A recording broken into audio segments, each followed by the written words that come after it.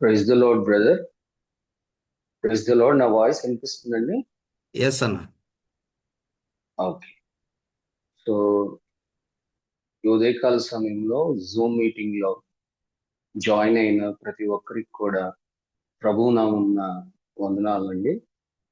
మరి నన్ను మీ అందరికీ పరిచయం చేసిన, ముందుగా మనకి పరిచయం చేసిన ఎఫ్ఐఎం గారికి, అలాగే పార్ట్నర్షిప్ ఆఫ్ ఇండియా ఫౌండర్ మరి బ్రదర్ కృష్ణయ్య గారికి మరి నాకు మంచి చక్కటి అవకాశం ఇచ్చి ఈ యొక్క జూమ్ మీటింగ్ లో వాక్య పరిచయం చేయడానికి అవకాశం ఇచ్చిన కృష్ణయ్య గారికి మరి ప్రభువు నామమున వందనాలు చెల్లించుకుంటూ ఉన్నాను.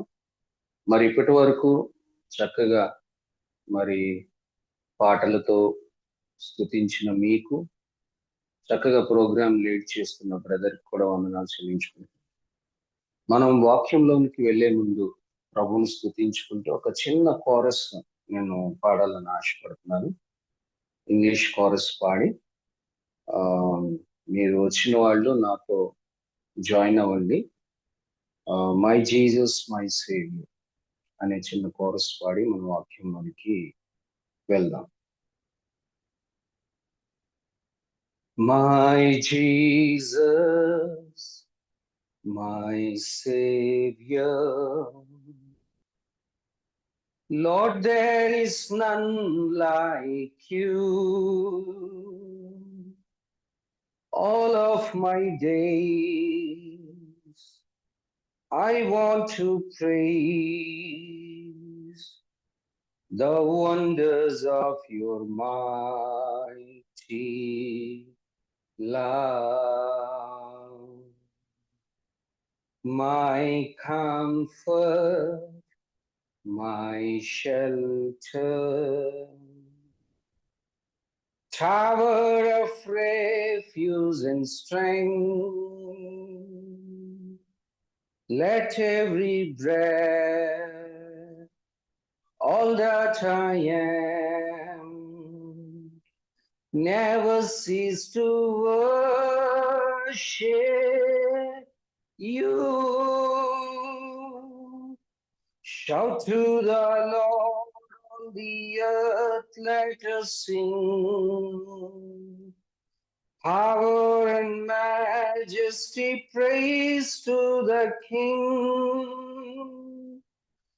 Mountains bow down and the seas will roar at the sound of your name.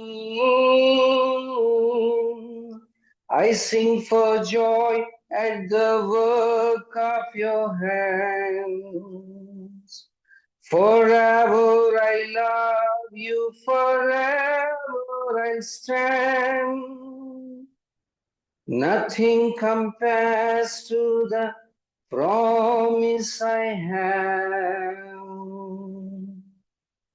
in you.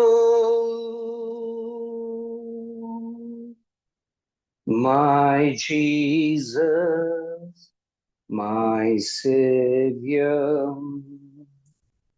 Lord, there is none like you. All of my days I want to praise the wonders of your mighty love.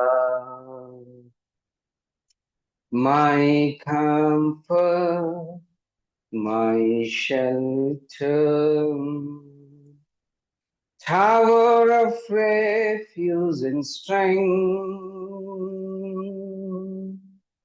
let every breath, all that I am,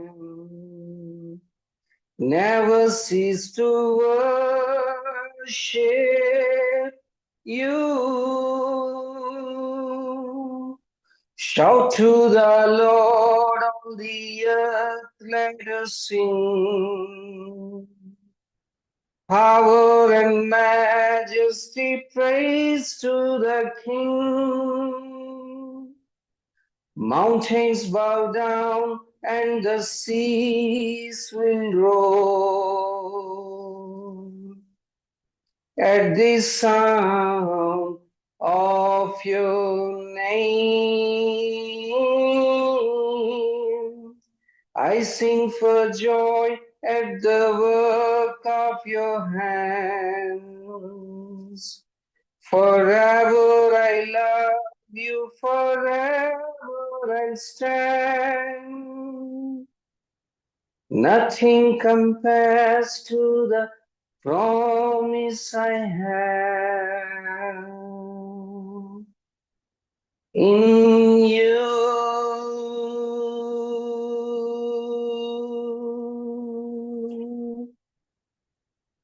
Praise the Lord. వాక్య భాగంలోకి వెళ్దామండి. మరి ముందుగానే WhatsApp ద్వారా మీకు తెలియచేసిన విధంగా ఈరోజు మన వాక్య భాగానికి ఇచ్చిన title desirables for devotion to Christ. అంటే డిజైరబుల్స్ అంటే మనకి ఉండవలసిన క్వాలిటీస్ అన్నమాట. డివోషన్ టు క్రైస్ట్ అంటే క్రీస్తు ఎడల భక్తి శ్రద్ధలతో. డివోషన్ అంటే మనకి ఇక్కడ భక్తి అని చెప్పుకోవచ్చు, మికటమైన ప్రేమ అని కూడా మనం చెప్పుకోవచ్చు. అంటే క్రీస్తు ఎడల మనం మికటమైన ప్రేమ, భక్తి, శ్రద్ధలు కలిగి ఉండాలి అంటే మనకి ఒక బిలీవర్గా, క్రీస్తుని వెంబడించే ఒక బిలీవర్గా మనలో ప్రతి ఒక్కరికి ఉండవలసిన లక్షణాలు, క్వాలిటీస్ అనవచ్చు, వాటిని డిసిప్లిన్స్ అనవచ్చు. అవేంటో మనం చూద్దాం. ఈరోజు నేను మీకు 4 D's గురించి మీకు చెప్పాలనుకుంటున్నాను. First D stands for discipline. Second D stands for dedication. And third D stands for determination. Fourth D stands for devotion to Christ. ఇవి ఒక్కొక్కటి మనం ఈ ఉదయకాల సమయంలో వాక్యానుసారంగా మనం చూసుకుందాం. ఫస్ట్ మనం డిసిప్లిన్ గురించి ధ్యానం చేస్తాం. డిసిప్లిన్ అనేది మీ అందరికీ తెలుసు. డిసిప్లిన్ అంటే క్రమశిక్షణ. చాలా మంది learned people, men of God ఏమని చెప్తారంటే discipline is the mother of all virtues అంటారు. Discipline is the mother of all virtues. అంటే క్రమశిక్షణ అనేది సద్గుణాలు అన్నిటిలో కల్లా, సద్గుణాలు అన్నిటికీ ఒక తల్లి లాంటిది. అంటే క్రమశిక్షణ అనేది ఒక వ్యక్తికి ఉంటే మిగతా సద్గుణాలు అన్ని కూడా వాటంతట అవే వస్తాయి. ప్రాథమికంగా క్రీస్తుని వెంబడిస్తున్న మనకి డిసిప్లిన్ ఉండాలి, క్రమశిక్షణ ఉండాలి. A Christians should be a disciplined believer, a disciplined person అన్నమాట. ఈ డిసిప్లిన్ అనేది చాలా విషయాల్లో మనకి కావాలి. ఏ క్రిస్టియన్ కూడా, నా ఉద్దేశంలో ఏ క్రిస్టియన్ కూడా సూర్యుడు ఉదయించిన తర్వాత లేవకూడదు. అంటే ఎండ వచ్చిన తర్వాత లేవకూడదు. అంటే మనం ఉదయాన్నే పెందల కాడని లేచి ఉదయం 3 గంటలకి, 4 గంటలకి, 5 గంటలకి మనం లేవటం అలవాటు చేసుకోవాలి. ఇది మనం ఆరాధిస్తున్న క్రీస్తు వారు మనకి చూపించిన మాదిరి. మనం సువార్తల్లో కనుక చూస్తే మత్తయి సువార్త, మార్కు, లూకా సువార్త, యోహాను సువార్తలు చూస్తే యేసయ్య ఉదయాన్నే లేచి పెందల కడని లేచి ఆయన ఊరికి దూరంగా ఒంటరిగా వెళ్ళి కొండ మీదకి వెళ్ళి ప్రార్థన చేసుకుంటున్న సందర్భాలు మనకి చాలా కనిపిస్తాయి. అంటే ఒక క్రిస్టియన్ ఉదయాన్నే లేచి ఆ మొదటి సమయాన్ని ప్రాతకాలంలో ఆ ఫస్ట్ మనకున్న 24 గంటల్లో మొదటి సమయాన్ని యేసయ్యకి ఇవ్వాలి. మనం క్వైట్ టైం చేసుకోవాలి. అంటే ఉదయాన్నే లేవాలి అంటే యాజ్ ఎ క్రిస్టియన్ గా నాకు ఈ బాడీ మీద నాకేముండాలి? కంట్రోల్ ఉండాలి. చాలా మంది లేస్తారు, ఉదయాన్నే లేద్దామని అలారం పెట్టుకుంటారు. కానీ అలారం ఆపేసి మళ్ళీ వెంటనే పడుకుంటారు. ఈ శరీరం ఎంతసేపు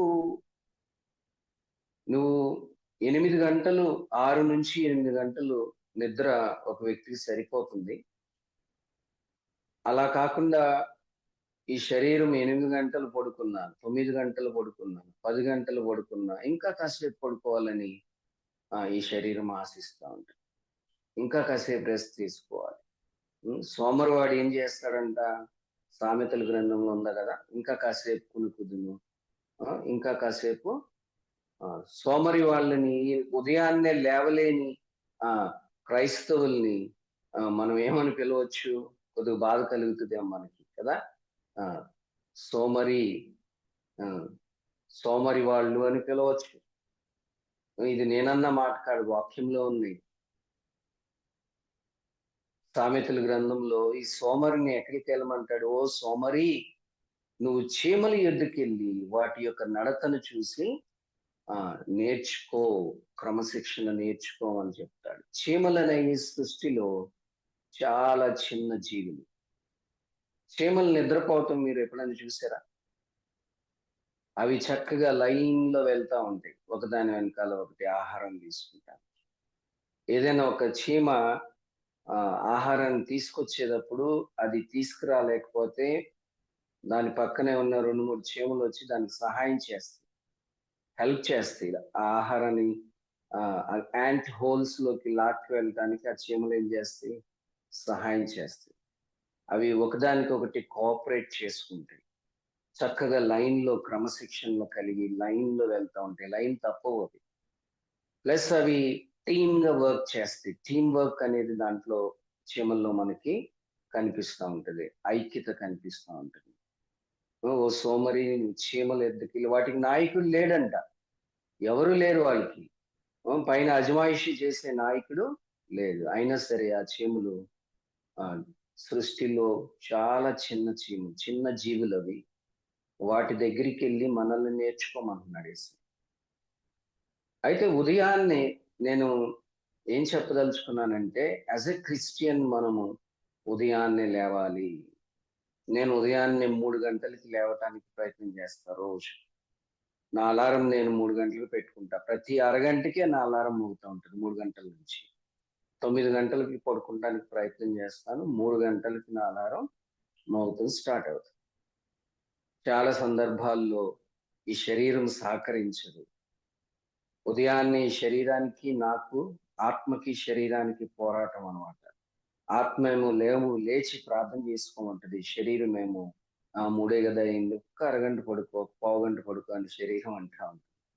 అంటే ప్రతిరోజు యాజ్ ఎ క్రిస్టియన్ మనకి ఈ శరీరంతో ఎప్పుడు పోరాటమే ఉంటా ఉంటుంది. ఈ శరీరం ఎప్పుడు సుఖాన్ని కోరుకుంటుంది, సంతోషాన్ని, ఆనందాన్ని కోరుకుంటా ఉంటుంది ఈ శరీరం.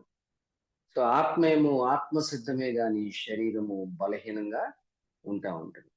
ప్రతి అరగంటకి నా అలారం మోగుతా ఉంటుంది. 3, 3:30, 4, 4:30, 5, 5:30, 6 గంటల వరకు అరగంటకి నేను అలారం పెట్టుకుంటాను.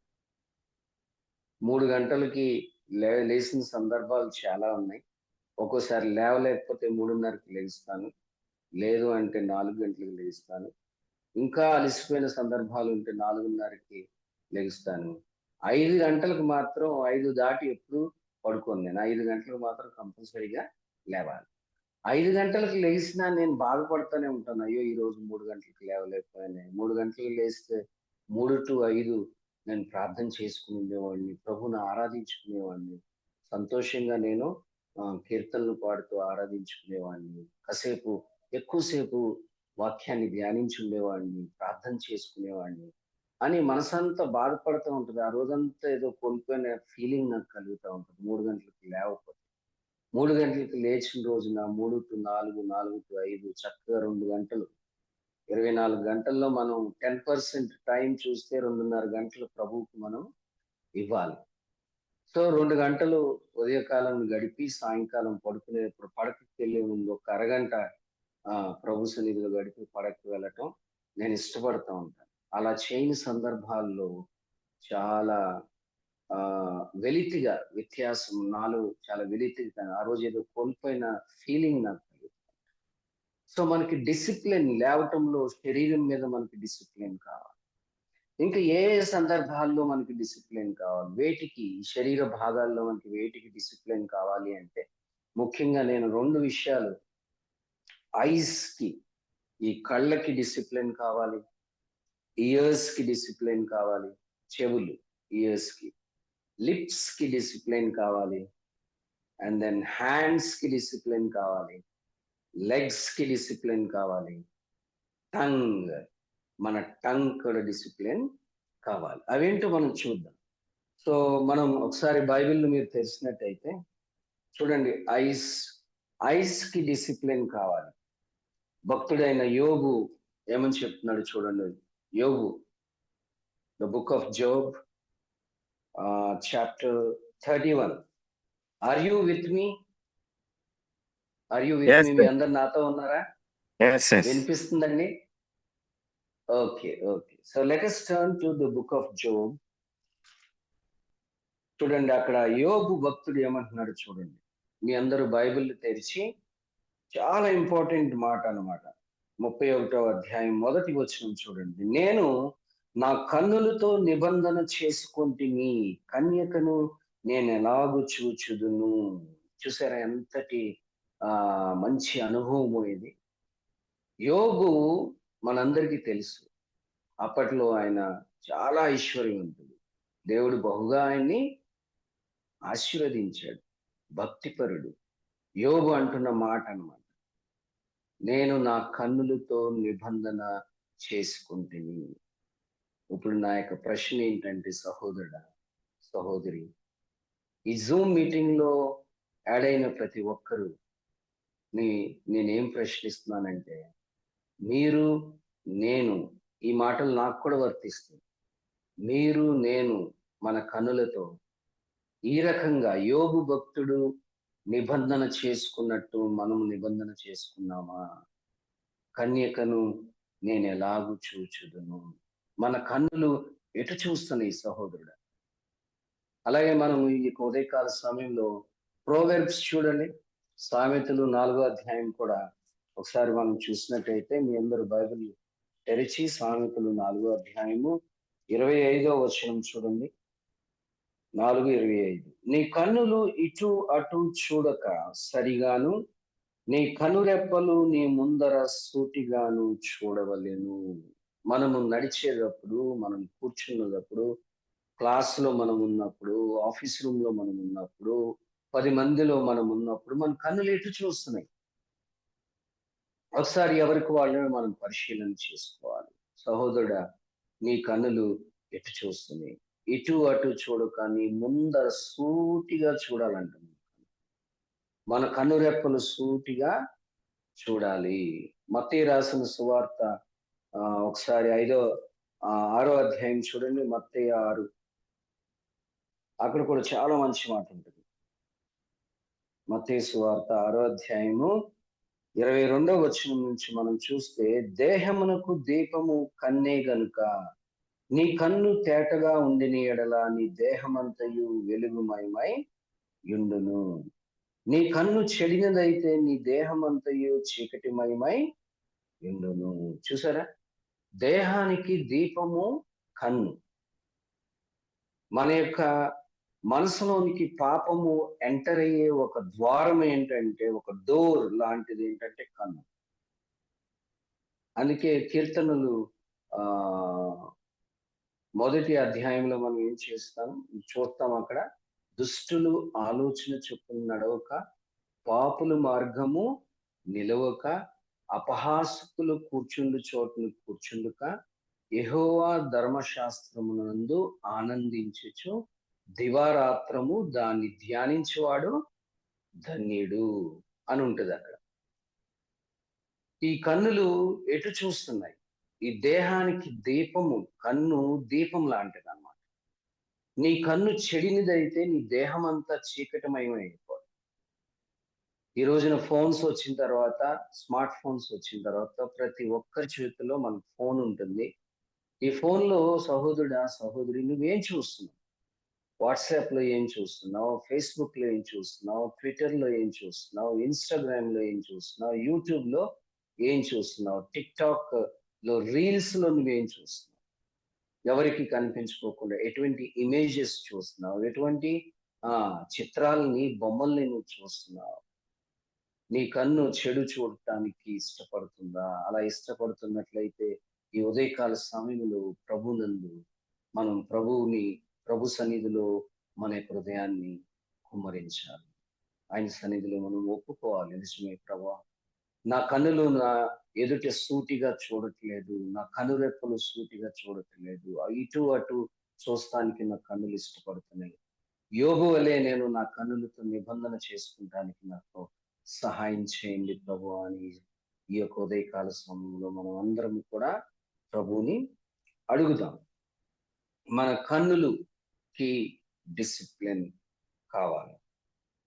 సహోదరుడు నీ కన్నులు ఎటు చూస్తున్నాయో ఒకసారి సెల్ఫ్ ఇంట్రాస్పెక్షన్ చేసుకోవాలి అందరూ. ఇక్కడ జూమ్ లో యాడ్ అయిన వాళ్ళందరూ కూడా ఎవరికి వాళ్ళే మన కన్నులు ఎవరిని చూస్తానికి ఇష్టపడుతున్నాయి, దేన్ని చూస్తానికి ఇష్టపడుతున్నాయి అనేది మనం పరిశీలన చేసుకోవాలి. చెడుని చూస్తానికి ఇష్టపడుతున్నాయి, గర్ల్ ఫ్రెండ్స్ ని, బాయ్ ఫ్రెండ్స్ ని చూస్తానికి ఇష్టపడుతున్నాయా? అలాంటి సందర్భంలో ఎందుకు చూస్తానికి ఇష్టపడుతున్నాయి కూడా మనం ప్రశ్నించుకోవాలి. ప్రభుని ఆ కన్నుల మీద జయాన్ని ఇమ్మని చెప్పి ప్రభుని అడగాలి. మనం ఉపవాసముతో ప్రార్థన చేసి ప్రభు సన్నిధిలో మనం వేడుకోవాలి. ఇది ఎంత తేలికైన పని కాదు. మన కన్నుల్ని మన అదుపులో ఉంచుకుంటాం. మన మన మనము సూటిగా చూడటం అనేది అంత తేలికైన పని కాదు. మనం బండి మీద వెళ్తున్నప్పుడు, కారులో వెళ్తున్నప్పుడు, సైకిల్ మీద వెళ్తున్నప్పుడు, బజార్ గుండా వాల్ పోస్టర్స్ ని కన్నులు చూస్తాయి. ఆడపిల్లల్ని కన్నులు చూస్తాయి, మగ పిల్లల్ని చూస్తూ ఉంటాయి. చర్చ్ లో కూర్చుని కూడా చాలా మంది బాయ్స్ అయితే గర్ల్స్ ని చూస్తూ ఉంటారు, గర్ల్స్ అయితే బాయ్స్ ని చూస్తూ ఉంటారు. యవనస్తులారా, మీరు ఇటు ఎలా ఉన్నాయి మీ కన్నులు? ఒకసారి పరిశీలన చేసుకోవాలి. ఇవన్నీ కావాల్సిన డిసిప్లిన్ చాలా కావాలి. డిసిప్లిన్ మన కన్నులకు డిసిప్లిన్ కావాలి. Next move on two years. ఈ కన్నులు అయిపోయిన తర్వాత నెక్స్ట్ మన ఇయర్స్, చెవులు. మన చెవులకు కూడా డిసిప్లిన్ కావాలి. ఎలాగా? ఈ చెవులు అనవసరమైన మాటలు వినటానికి ఇష్టపడతా ఉంటాయి. కొంతమంది చెవులు కొరుక్కుంటూ ఉంటారంట. పక్క వాళ్ళు ఏదైనా మాట్లాడుకుంటుంటే వాళ్ళు ఇలా అంట, వాళ్ళు అలా అంట, తను అలా అంటే, ఇతను అలా అంట అని చెప్పుకుంటూ ఉంటే అంట అని తంటాలు తెచ్చిపెట్టుకుంటారు అన్నమాట. సో మనకి ఎంత ఇష్టమో ఇతరుల గురించి చెడు వినాలి అంటే మనకి ఎంత ఇష్టమో, అదే మంచి చెప్తే వింటారా? స్కూల్లో కానీ, కాలేజీలో కానీ, చర్చ్లో కానీ మంచి వాక్యాలు వినిపిస్తుంటే మనం పెడచెవిని పెడతా ఉంటాం. కానీ చెడు చెప్పినప్పుడు, ఎవరి గురించి అయినా చెడు చెప్తున్నప్పుడు ఈ చెవులు మరీ తెరుచుకుని ఇలాగా దగ్గరికి వెళ్ళి ఏంటి ఏంటి ఇందాక చెప్తున్నావు సార్ చెప్పాను. ఈ చెవులు వేటిని వినటానికి ఇష్టపడతాయి. అనవసరమైన మాటలు, చాడీలు,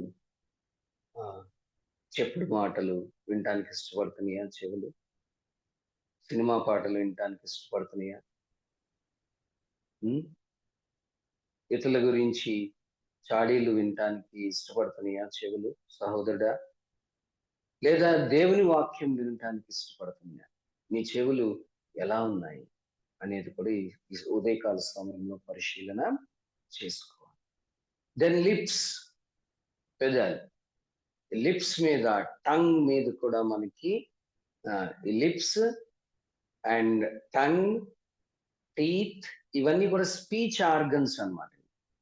స్పీచ్ ఆర్గన్స్ ఇవి. వీటి మీద కూడా మనకి డిసిప్లిన్ ఉండాలి. ఒకసారి ఈ టంగ్ అనేది ఎంత పవర్ఫుల్ ఒకసారి చూడండి.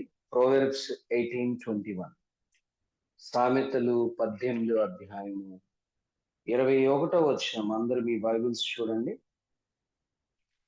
సామెతలు 18 అధ్యాయము 21 వచనం. బైబిల్స్ తీసుకున్న వాళ్ళు ఎవరైనా చదువుతారా ఒకసారి? 18:21. Could you please read 18th verse, 18th chapter, 21st verse. జీవ మరణములు నాలుక వశము.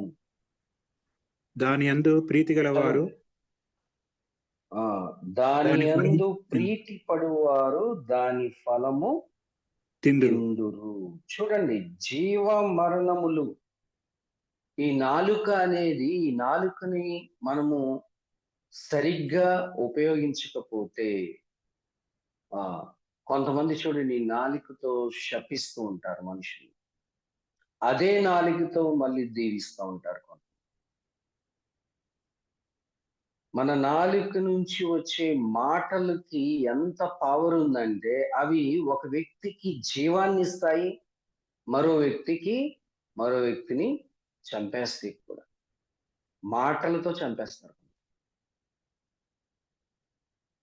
కొంతమంది చాలా బాధపడతారు, నన్ను ఎంత మాట అంటావా, నీ సంగతి ఏంటో నేను చూస్తున్నాను. అందుకనే ఇంగ్లీష్ లో ఏమంటారు, think before you speak, look before you leap అంటారు. థింక్ బిఫోర్ యూ స్పీక్ అంటే మనం మాట్లాడేటప్పుడు ఆలోచన చేసి మాట్లాడాలి, ఆలోచన చేయాలి. మాట్లాడేటప్పుడు మనం ఎవరితో మాట్లాడుతున్నాము, మన ముందు ఎవరున్నారు? తండ్రి ఉన్నాడా? తల్లి ఉందా?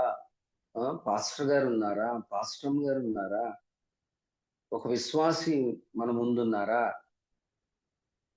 ప్రిన్సిపల్ ఉన్నారా? టీచర్ ఉన్నారా? హెడ్ మాస్టర్ ఉన్నారా? మన ముందు ఎవరున్నారు? మన ముందున్న వ్యక్తి, మనం మాట్లాడుతున్న వ్యక్తి మనకంటే వయసులో పెద్దవారైతే మనం మర్యాదగా మాట్లాడాలి. చాలా ఫార్మల్ గా మనం యూజ్ చేసే ప్రతి వర్డ్ చాలా ఆచి తూచి మనం మాట్లాడాలి.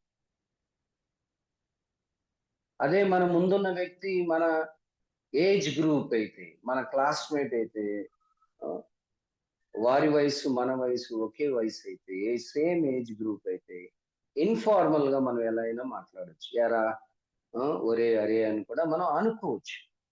అయితే ఈ రోజుల్లో అటువంటి పరిస్థితి మనకు కనిపించట్లేదు. స్కూల్స్ లో మనం చూస్తున్నాం, బయట చూస్తున్నాం, అలాగే ఫ్యామిలీస్ లో చూస్తున్నాం. పిల్లలు అమర్యాదగా మాట్లాడుతున్నారు, తల్లిదండ్రులు కూడా గౌరవిస్తలేదు, టీచర్స్ ని పిల్లలు, స్టూడెంట్స్ గౌరవిస్తలేదు. నువ్వేంటి నాకు చెప్పేది, పెద్ద చెప్పేవలే, చూసేంలే, నా లైఫ్ నా ఇష్టం, నువ్వెవరు చెప్పేది అంటానికి కూడా ఇలాగా ఏకవచనంతో కూడా సంబోధించే వాళ్ళు ఉన్నారు తల్లిదండ్రులు, టీచర్స్ ని. ఈ మధ్య ఒక వాట్సాప్ లో ఒక వీడియో వచ్చింది కదా, ఏదో పాలిటెక్నికల్ ఏదో ఇంజనీరింగ్ స్టూడెంట్ అనుకుంటా, ఒక ఫోన్ తీసుకుందని ఆ టీచర్ ని ఆ స్టూడెంట్ లెంప మీద కొడతాం, చెప్పు తీసి లెంప మీద కొడతాం మనం చూసారు. ఎంత భయంకరమైన దినాల్లో మనం జీవిస్తున్నాము. అంటే ఒక స్టూడెంట్ తన చెప్పు తీసుకుని లెక్చరర్ ని లెంప మీద కొట్టిందంటే అసలు ఎటువంటి ప్రపంచంలో మనం జీవిస్తున్నాం? ఎటు పోతుంది ప్రపంచం? పిల్లలకి అసలు డిసిప్లిన్ అనేది తల్లిదండ్రులు నేర్పట్లేదా? మరీ అంత గారాభంగా పెంచేస్తున్నారా మీ పిల్లల్ని? ఒక లెక్చరర్ని చెప్పుతో కొడతాం, అది ఎంత ఇండిసిప్లిన్ ఒకసారి మీరు ఆలోచన చేయండి. మనము ఎటువంటి ప్రపంచంలో జీవిస్తున్నాము ఆలోచన చేయాలి. ఈ నాలుకకి జీవ మరణములు ఆ, ఇచ్చే పవర్ ఉందన్నమాట. ఈ నాలుక ద్వారా మనం పలికే మాటలు ఒక వ్యక్తిని జీవింప చేస్తాయి. చచ్చని స్థితిలో ఉన్న వ్యక్తిని కూడా మోటివేట్ చేసి, ఇన్స్పైర్ చేసి జీవింప చేస్తాయి అన్నమాట. ఈ మాటలతో మనం ఒక వ్యక్తిని సంతోష పెట్టవచ్చు. మాటలతో, పురికొల్పే మాటలతో, ఎంకరేజింగ్ వర్డ్స్ తో ఒక వ్యక్తిని మనం, ఆ వ్యక్తిలో మన బలాన్ని, బలహీనమైన వ్యక్తిని కూడా బలాన్ని ఆ మనము ఆ బలం పొందుకునే విధంగా మన మాటలు ఉపయోగించవచ్చు. అట్ ద సేమ్ టైం అదే నాలుకతో మనం శపించవచ్చు, ఒక వ్యక్తిని బాధ పెట్టవచ్చు. నన్ను ఇంత మాట అంటావా, నేను ఎప్పటికీ మరి మర్చిపోని మాటలు గుర్తుంచుకుంటాను.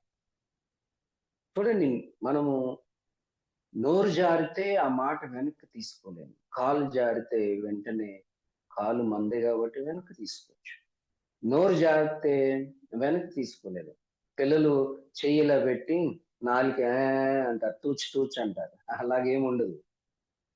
ఒకసారి అనేసిన తర్వాత తూచి తూచి అంటే ఆ సరిపోదు. సారీ చెప్పినా సరిపోదు. ఆ ఆ మాట మన నోటి నుంచి వెళ్ళి ఆ హృదయాన్ని తాకుతుంది. ఆ ఎదుటి వ్యక్తి యొక్క హృదయాన్ని గాయపరుస్తుంది. ఆ మాటను మనం వెనక్కి తీసుకుంటాం. మనం ఎన్నిసార్లు సారీ చెప్పినా ఆ మాట ద్వారా కలిగిన ఆ బాధని, ఆ వేదనని మనం వెనక్కి తీయలేం. కాబట్టి think before you speak and look before you leap అంటాం. ఇంకొక వాక్య భాగం మనం చూద్దాం. చూడండి, కంట్రోల్ యువర్ టంగ్. మనం మన యొక్క నాలుకను మనం కంట్రోల్ చేసుకోవాలి. యాకోబు రాసిన పత్రిక 1వ అధ్యాయము 26వ వచనం ఒకసారి చూడండి. బైబిల్స్ ఉన్న వాళ్ళందరూ యాకోబు రాసిన పత్రిక 1వ అధ్యాయము 26వ వచనం. ఎవరైనా ముందుగా తీస్తే చదవండి. ఎవడైనను నోటికి కళ్ళము పెట్టుకొనక తన హృదయమును మోసపరుచుకొనుచు భక్తి గలవాడనని అనుకొనిన ఎడల వాని భక్తి వ్యర్థమే. చూసారా, ఎవడైనను నోటికి కళ్ళెము పెట్టుకొనక తన హృదయమును మోసపరుచుకొనుచు భక్తి గలవాడనని అనుకునిన ఎడల వాని భక్తి వ్యర్థమే. మన నోటికి కళ్ళెం పెట్టుకొనుకో అంటే మన నాలుక మీద మనకి కంట్రోల్ లేకుండా నేను చాలా భక్తి పడిని, నేను అది చేశాను ఇది చేశానని ఎన్ని చెప్పిన భక్తి కవుర్లు అన్ని వ్యర్థం. నోటికి ఏం పెట్టుకోవాలంట? కళ్ళెం పెట్టుకోవాలి. You have to zip your lips. కళ్ళెం పెట్టుకోవాలి, కంట్రోల్ ఉండాలి నోటి మీద. మౌనంగా మనం ఉండాలి. ఎంత మౌనంగా ఉంటే అంత మంచిది. ఎప్పుడు మాట్లాడాలో అప్పుడు మాట్లాడటం మనం నేర్చుకోవాలి. ఇంకొక వాక్య భాగం చూద్దాం. అదే యాకోబు రాసిన పత్రిక 3వ అధ్యాయం 5 నుంచి 6 వచనాలు ఒకసారి చూడండి.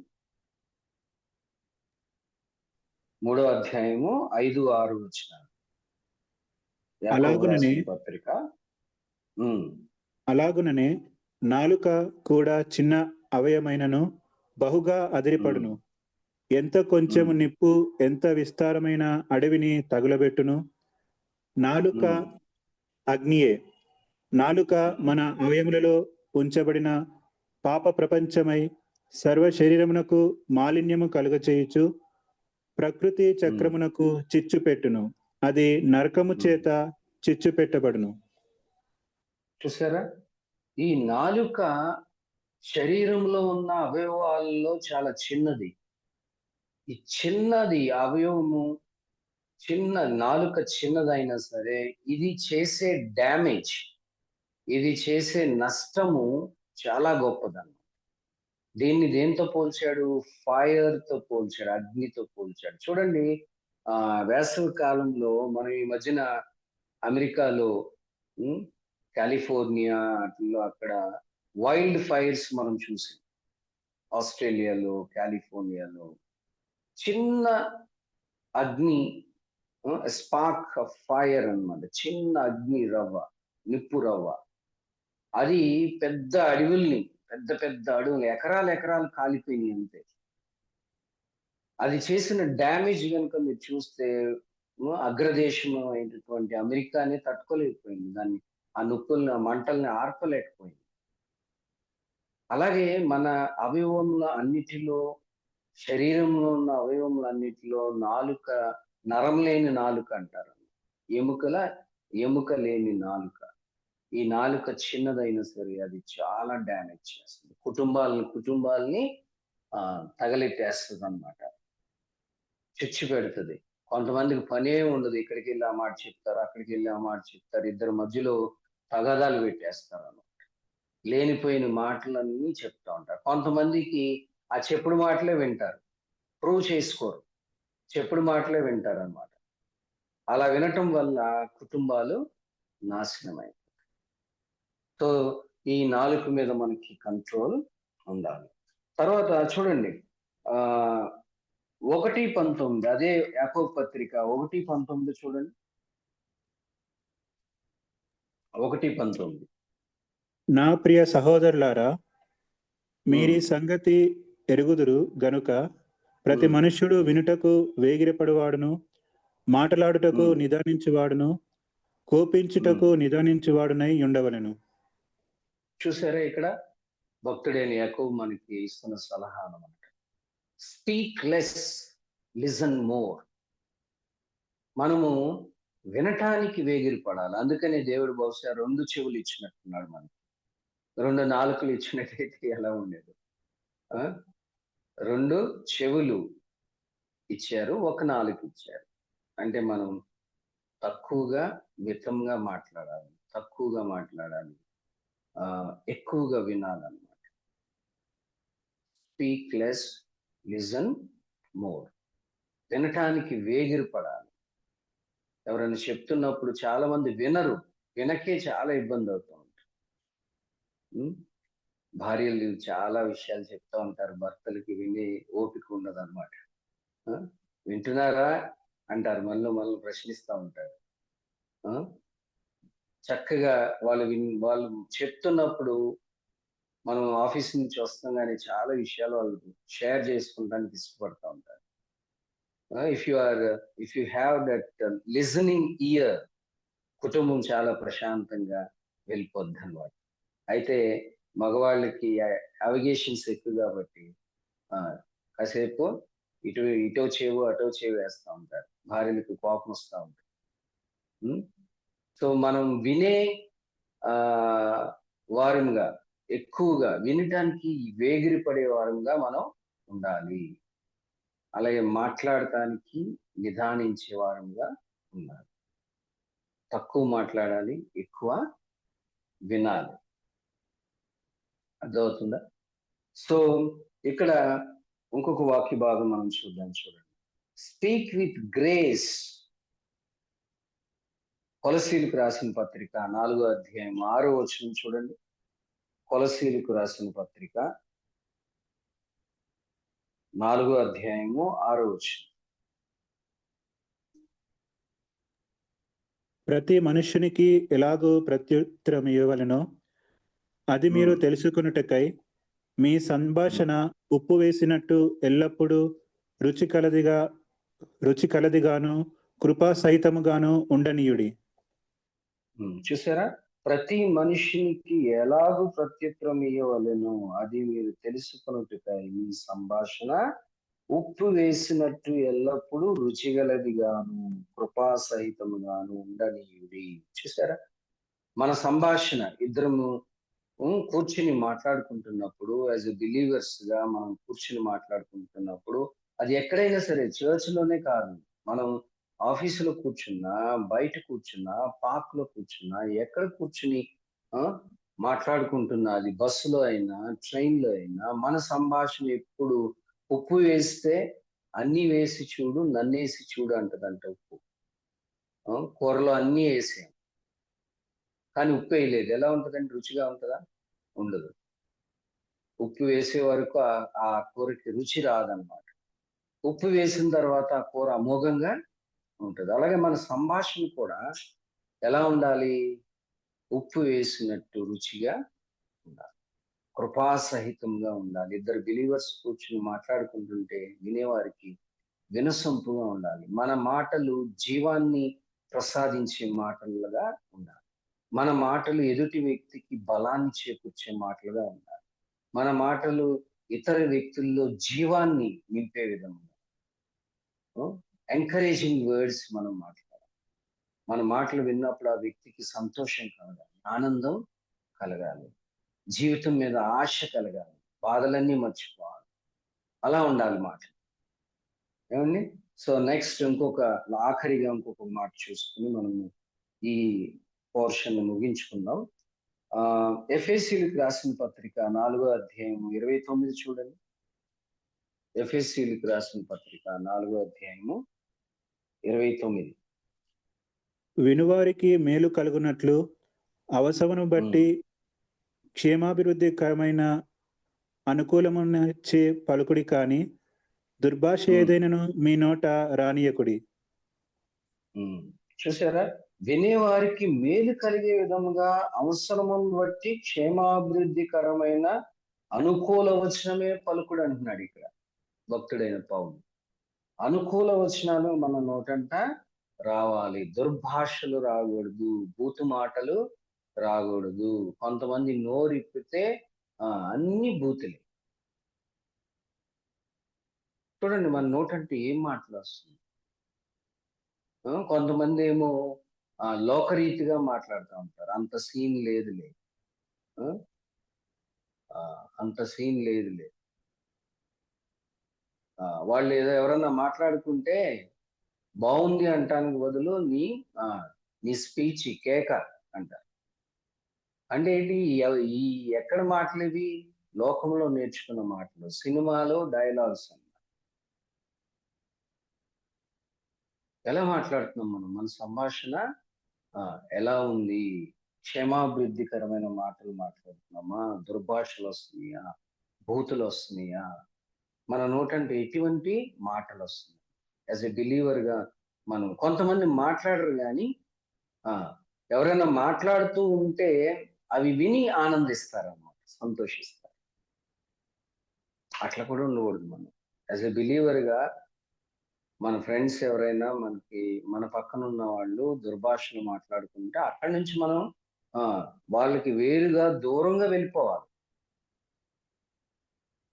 ఆ ప్లేస్ లో మనం ఉండకూడదు, ఆ వాతావరణంలో మనం ఉండకూడదు.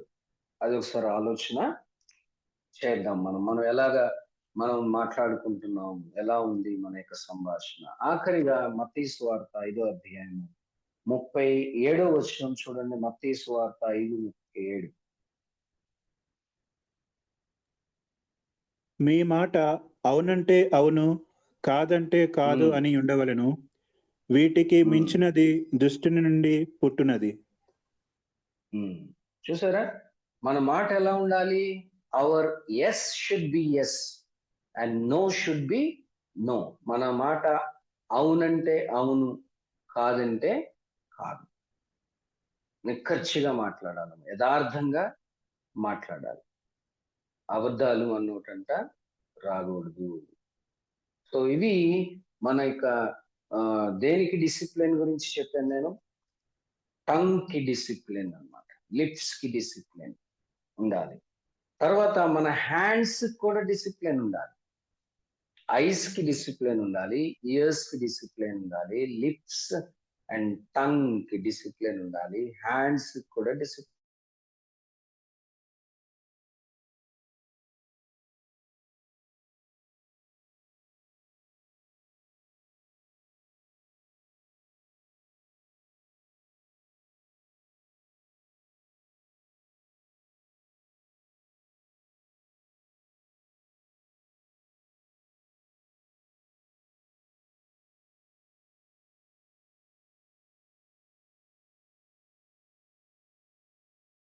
ధన్యుడు అని చెప్తారు. సో మనం కాళ్ళకి డిసిప్లిన్ ఉందా? ఈ కాళ్ళు ఎటు వెళ్తున్నాయి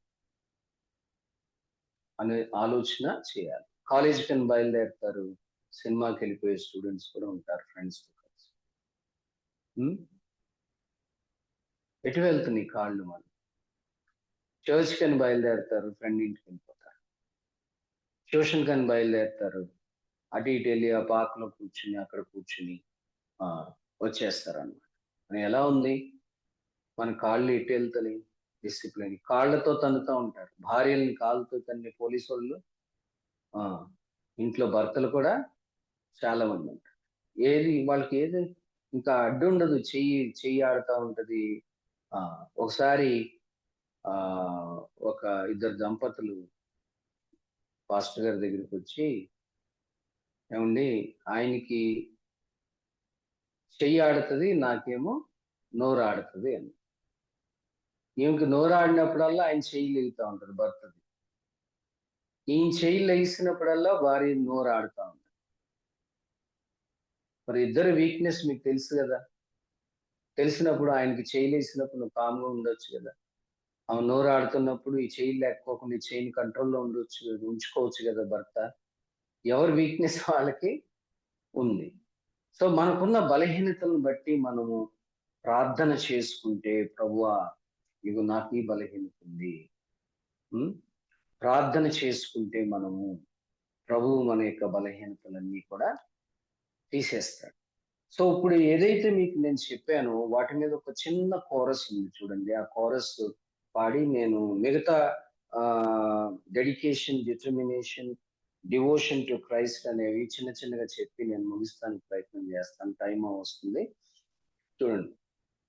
Be carefully realize what you see. Be carefully realize what you see. There's a Savior up above watching over you and me. So be carefully realize what you see. Little eyes.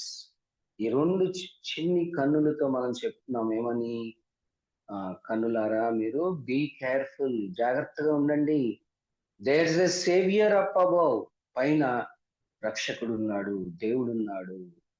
He's watching over you and me, ఆయన నిన్ను నన్ను చూస్తూ ఉన్నాడు. So be careful, little eyes what you see. నువ్వేం చూస్తున్నావో నీ కన్నులతో, నా సహోదరుడా సహోదరి, ఈ కన్నులతో ఏం చూస్తున్నామో కేర్ఫుల్ గా ఉండాలి, జాగ్రత్తగా ఉండాలి. Be careful little ears what you hear. Be careful little ears what you hear.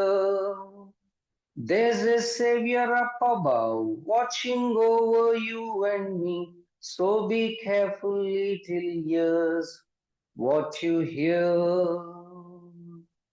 Be careful little lips what you speak. Be careful little lips what you speak. There's a Savior up above watching over you and me. So be careful little lips what you speak. Be careful little hands what you do. Be careful little hands what you do. There's a Savior up above watching over you and me. So be careful little hands what you do. Be careful little legs where you go. Be careful little legs where you go. There's a Savior up above watching over you and me. So be careful little legs where you go. So be careful.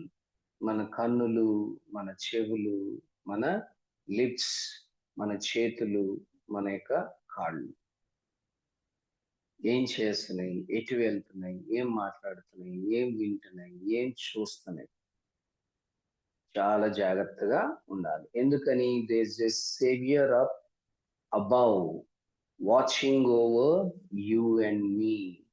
So be careful. ఈ భయము మనకుంటే, దేవుడు నన్ను చూస్తున్నాడు అన్న భయము మనకుంటే మనము ఎటువంటి కీడులో పడము, ఎటువంటి పాపంలో కూడా మనం పడము. యోసేపుకి అటువంటి భయం ఉండింది. యోసేపు పొతిఫర్ భార్య యోసేపుని శోధించినప్పుడు దినదినము శోధిస్తూ వచ్చిందంట.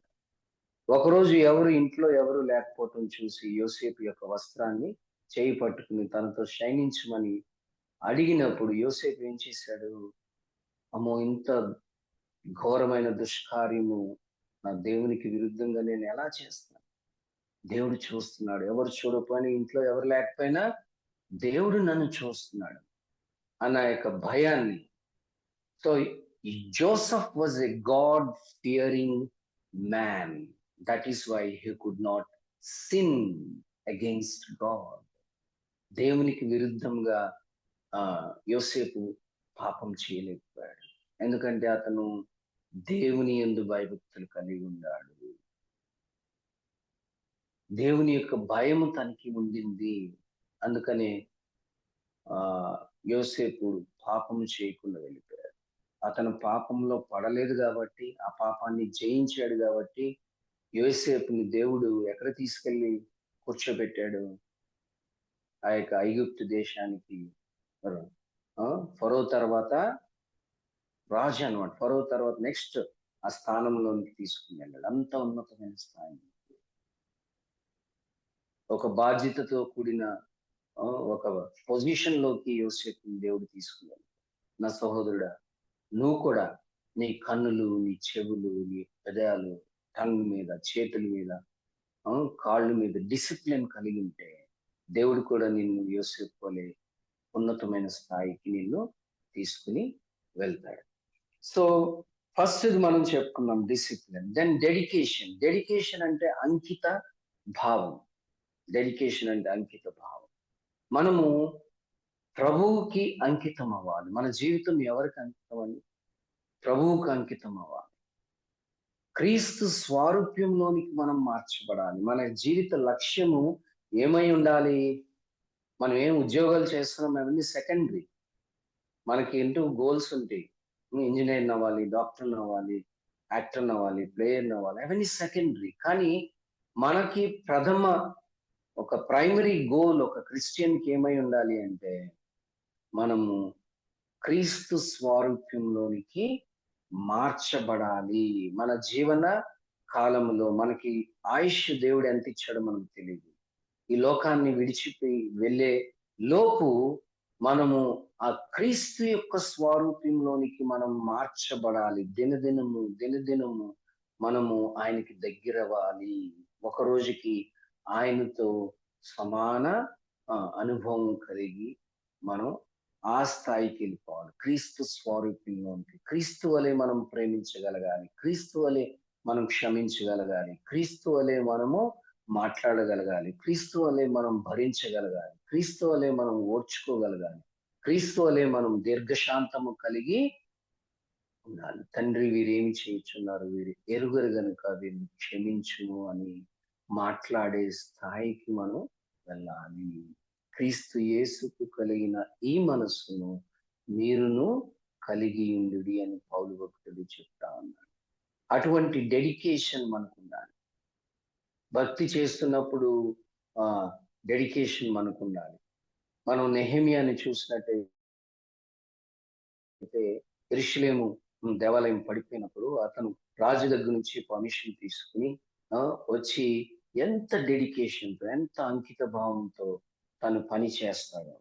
తన దగ్గర ఏమీ లేదు, కానీ తనకున్న డెడికేషన్ ఏం చేసింది? పాడైపోయిన మందిరాన్ని, కూలిపోయిన మందిరాన్ని తిరిగి మళ్ళా నిర్మించడానికి పూనుకున్నాడు. అతను డిటర్మినేషన్, తనకున్న దృఢమైన సంకల్పం. డిటర్మినేషన్ అంటే మూడో ఒక క్వాలిటీ. డిటర్మినేషన్ అంటే దృఢమైన సంకల్పం. నెహెమియాకున్న మరొక క్వాలిటీ ఏంటి? Determination. He was determined to build the temple. ఆ మందిరాన్ని, పాడైపోయిన మందిరాన్ని, కూలిపోయిన మందిరాన్ని అతను ఎంత డిటర్మినేషన్ కలిగి ఉన్నాడు అంటే, తన తోటి వారిని అందరినీ కూడా పురికొల్పి ఎంకరేజ్ చేసి సన్బలటు, టోబియా అని అటువంటి వారు అడ్డొచ్చినా సరే తనకి, అతను టెంపుల్ నిర్మిస్తుంటే అనేక మంది ఆపాలని చూశారు శత్రువులు. కానీ వాటన్నిటినీ జయించుకుంటూ చక్కటి డెడికేషన్‌తో, చక్కటి డిటర్మినేషన్‌తో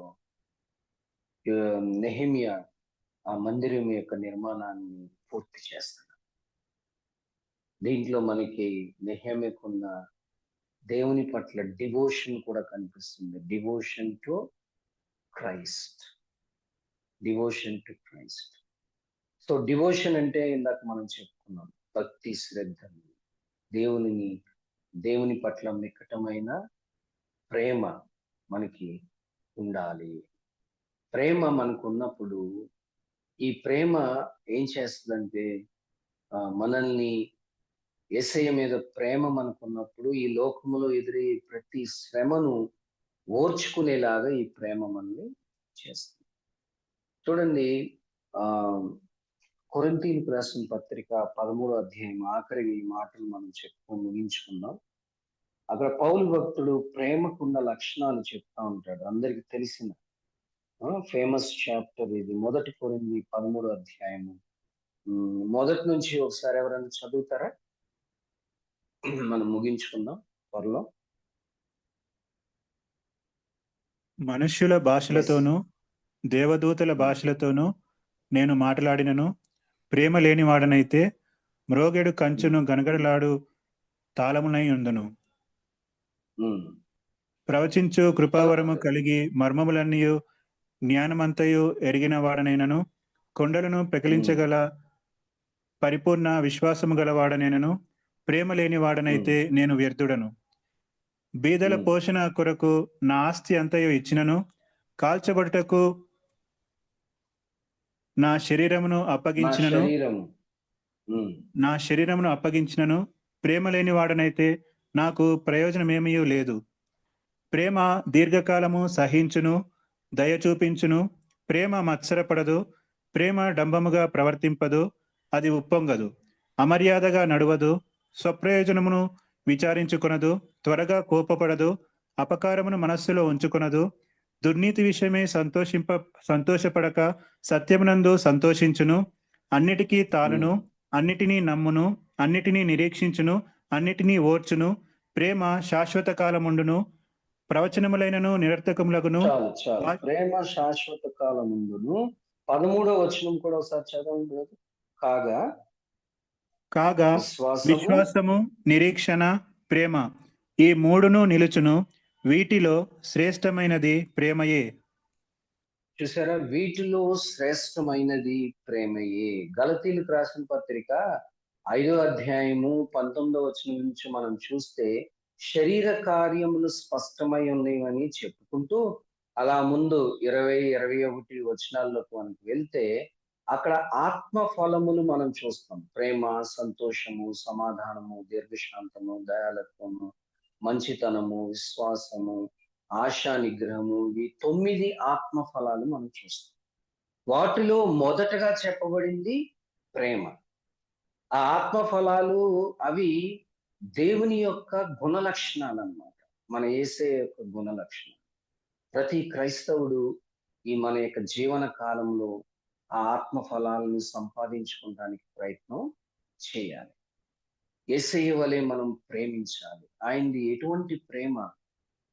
తండ్రి, వీరు ఏమి చేయుచున్నారు, వీరు ఎరుగరు గనుక వీరిని క్షమించు. ఆయన్ని హింసిస్తున్న వారి కొరకు, నిందిస్తున్న వారి కొరకు, కొరడాలతో కొడుతున్న వారి కొరకు, నోటి మీద ముఖం మీద ఉమ్మి వేసిన వారి కొరకు అప్పటికప్పుడు ప్రార్థన చేసిన ప్రేమ. తండ్రి, వీరేమి చేయుచున్నారు.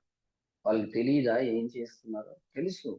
అయినా సరే తండ్రి వారి పక్షాన, యేసయ్య వాళ్ళ పక్షాన తండ్రికి ప్రార్థన చేస్తున్నారు. నా తండ్రి, వీరిని క్షమించు. అటువంటి ప్రేమను మనం సంపాదించుకోవాలి. ఆ ప్రేమకు ఉండవలసిన లక్షణాలన్నీ ఇక్కడ కొరింథీయులకు రాసిన పత్రిక 13వ అధ్యాయంలో మొదటి నుంచి మనం 13 వచనాలు చూస్తే, ఇంటికి వెళ్ళిన తర్వాత ఈ భాగాన్ని ఒకసారి ధ్యానం చేసుకోండి అందరూ. మనం కూడా ఇటువంటి లక్షణాలు కలిగి ఉండాలి. ప్రేమ ఎక్కడైతే ఉంటుందో అక్కడ సహనం ఉంటుంది, ఓర్పు ఉంటుంది, దయ ఉంటుంది, జాలి ఉంటుంది, క్షమ ఉంటుంది, మనం ఇతరులను క్షమించగలుగుతాం మనకు ప్రేమ ఉన్నప్పుడు. విశ్వాసము, నిరీక్షణ, ప్రేమ, ఈ 3 శ్రేష్టమైనవి. కానీ వీటిలో శ్రేష్టం, అన్నిటికంటే శ్రేష్టమైనది ప్రేమ.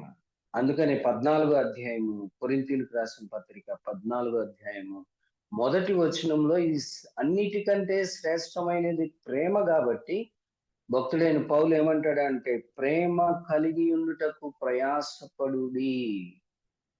చూడండి 14వ అధ్యాయము మొదటి వచనంలో ఏమంటాడు అక్కడ, ప్రేమ కలిగి ఉండటానికి ప్రయాసపడుడి. మనం దేని కొరకు ప్రయాసపడుతున్నాం ఈ లోకంలో? ఈ రోజున మనకి మన సహోదరుని పట్ల ప్రేమ లేకే, మన పొరుగువారి పట్ల ప్రేమ లేకే, మన ప్రపంచంలో జరుగుతున్న అన్ని యుద్ధాలు అన్నమాట.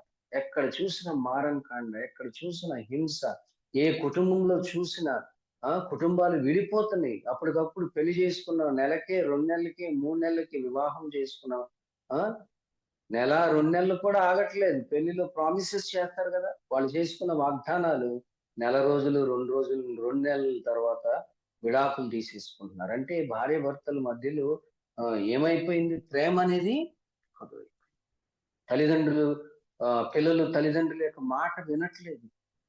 తల్లిదండ్రులను కొట్టే పిల్లలను మనం చూస్తున్నాం. అంటే ప్రేమ లేదు కుటుంబంలో, సంతోషం లేదు, ఆనందం లేదు, ప్రేమ లేదు. ప్రేమ ఉంటే ఒక దేశానికి ప్రేమ ఉంటే అందరూ మనుషులే. ఒక మనిషిని మనిషిగా చూడు అని చెప్పి ఈ మధ్యన హైదరాబాద్ లో చనిపోయిన ప్రవీణ్ పగడాల గారు ఆయన వీడియోస్ చూసినప్పుడు ఆయన ఏం చెప్తున్నారు? ఒక మనిషిని మనిషిగా చూడు. హిందువుగా చూడొద్దు, ముస్లింగా చూడొద్దు, క్రైస్తవుగా చూడొద్దు, ఇంకా మరో విధంగా చూడొద్దు. ఒక మనిషిని మనిషిగా చూడు. మానవత్వం అనేది ఈ రోజుల్లో లేదు, ప్రేమ లేదు. అందుకే యుద్ధాలు, మారణకాండలు, హింసలు, ఒక దేశం మీద ఇంకో దేశం, ఏమండి, కుటుంబం మీద ఇంకో కుటుంబం, ఒక వ్యక్తి మీద ఇంకో వ్యక్తి, అలాగా ఎక్కడ చూసిన కొట్లాటలు జరుగుతా, కుటుంబాలు విడిపోతున్నాయి, విచ్ఛిన్నమైపోతున్నాయి, డివోర్స్ కేసెస్ పెరిగిపోయినాయి, అండ్ వైలెన్స్ పెరిగిపోయింది. ఏమి లేదు సమాజంలో, ప్రేమ అనేది. అందుకని యేసయ్య ఏమన్నాడు? నిన్ను వలె నీ పొరుగు వారిని ప్రేమించు అన్నాడు. నిన్ను వలె నీ పొరుగు వారిని ప్రేమించు. నా సహోదరుడా, నా ప్రియుడా, ఈ యొక్క జూమ్ మీటింగ్ లో జాయిన్ అయిన సహోదరుడా, నిన్ను వలె నీ పొరుగు వారిని ప్రేమించగలుగుతున్నావు? ప్రేమ కలిగి ఉండటానికి ప్రయాసపడుతున్నావు? నీ కన్నుల మీద నీకు జయముందా? చెవుల మీద జయముందా? లిప్స్ మీద, టంగ్ మీద నీకు జయముందా? నీ చేతి మీద నీకు కంట్రోల్ ఉందా? సహోదరుల మీదకి వెళ్తుంది చెయ్య, భార్య మీదకి వెళ్తుందా? నీ కాళ్ళు మీద నీకు జయముందా? వెళ్ళకూడని ప్రాంతాలకు నీ కాళ్ళు పరిగెడుతున్నాయి.